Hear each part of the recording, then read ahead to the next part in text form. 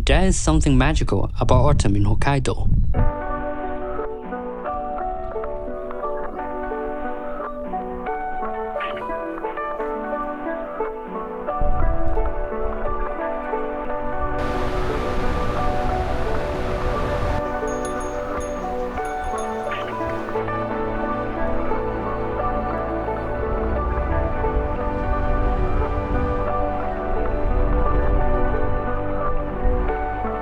We set out for a road trip to find the magic colors around the island.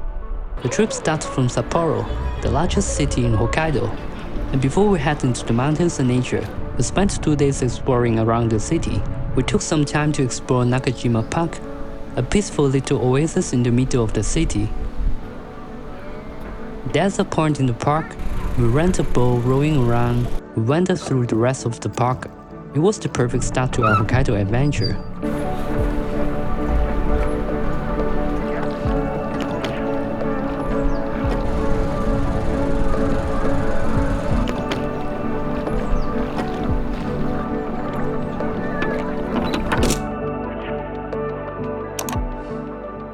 On our way to the famous Blue Point, we stopped by this hidden gem called Sandandaki. And that's a beautiful waterfall sits in the forest. The name Sandandaki means three-tiered waterfall, because the water falls in 3 levels, and around us is full of autumn colors. I could smell the cool autumn air all around. Every time you're away, I long for you so much I can find my way. We continued traveling, hoping to get to the famous Blue Point before the sunset. Luckily, we made it. The Blue Point in BA is one of Hokkaido's most iconic spots. We spent some time walking around the point and finding different angles to photograph. Watching the light change as the sun began to set, everything here felt so peaceful. It's one of those places where every shot feels like an art.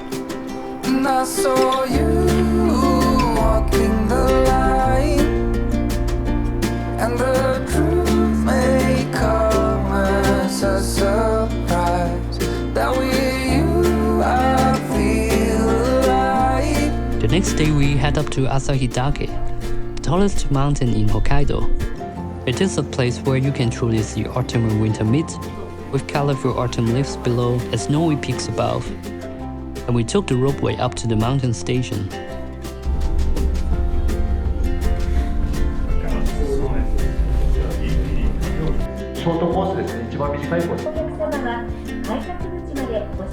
The view here was just breathtaking. There are some trails that let us walk deeper into the mountain, and there are some ponds along the trail. I always found this mountain pond so magical.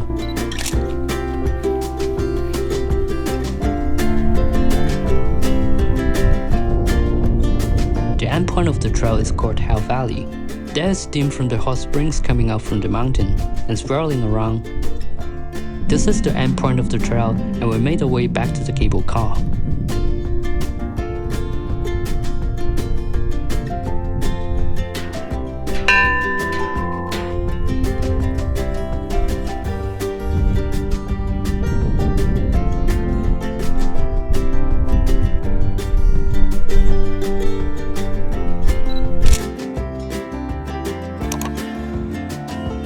We also stopped by this spot with twin waterfalls coming down from the cliffs. These are Ryusei Falls and Ginga Falls.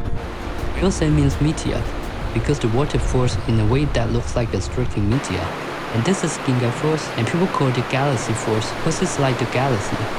Long and narrow waterfall reassembles streaks of light in the night sky. I'm always excited to photograph waterfalls, and now I have 2 in one spot. The other day we went to Lake Kussharo. It is the caldera lake and the largest lake in Japan that will freeze over completely in winter. This morning, the lake is just so calm and clear, and with all the autumn colors around. There is another viewpoint further up on the mountain, but I think I would prefer the previous one, which is better for photographs.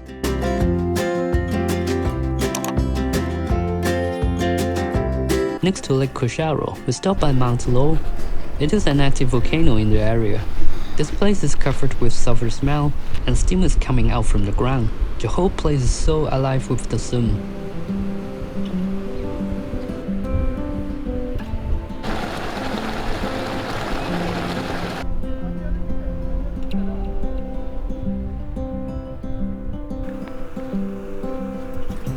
And this morning, we went to Lake Akan, not far from Lake Mashu. It is a great lake known for its deep blue water and calm atmosphere. The lake is surrounded by mountains, creating a very peaceful scene. It is the perfect place to take a moment and enjoy the quiet beauty of the nature.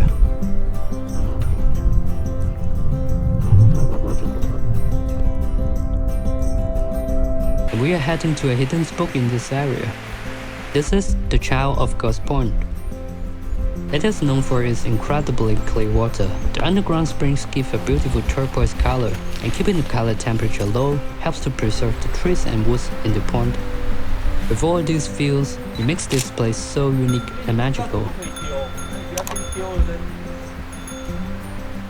Continue traveling to the northern part of Hokkaido. We arrived at Shiretoko. Located at the northeastern tip of the island, this place is one of Japan's last true wilderness.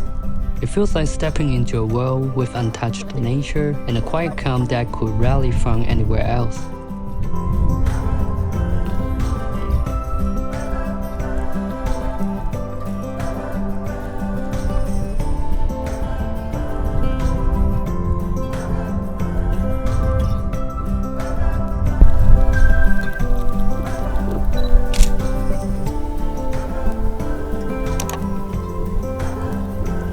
After crossing the Shiretoko Pass to Ryusei, one of the least opened roads in Japan, we made our way back to Sapporo and stopping by a few more spots along the way.